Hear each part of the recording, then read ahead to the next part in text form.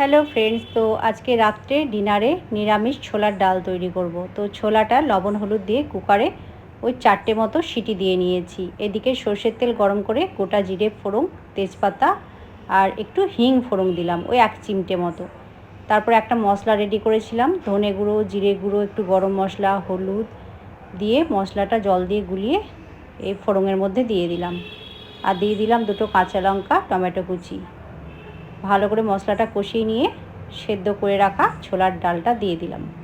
অল্প একটু জল দিলাম কুকার ধুয়ে, আর সামান্য হাফ চামচের অর্ধেক চিনি দিলাম স্বাদের ব্যালেন্সটা অ্যাডজাস্ট করার জন্য। আর একটু সামান্য লবণ দিলাম। সেদ্ধ করার সময় লবণ দিয়েছিলাম, একটু কম হয়েছিল, আবার দিলাম। ওপর থেকে ঢাকা দিয়ে ফুটতে দিয়েছিলাম ওই 5-7 মিনিট মতো। 5-7 মিনিট পর ঢাকাটা খুলে নিয়ে নেড়ে চেড়ে দেখে নিলাম যে ছোলার ডালটা ঠিকমতো সেদ্ধ হয়েছে কি না।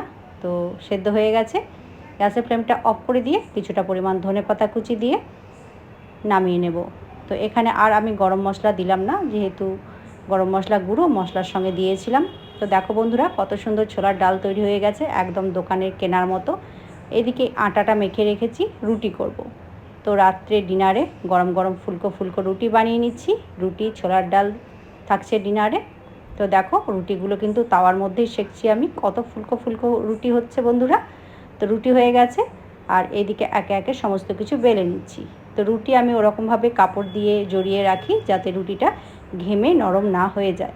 দেখো রাত্রে ডিনার থালি রেডি করে নিয়েছি। সকলকে জানাই শুভরাত্রির শুভেচ্ছা। সবাই ভালো থাকবেন, সুস্থ থাকবেন।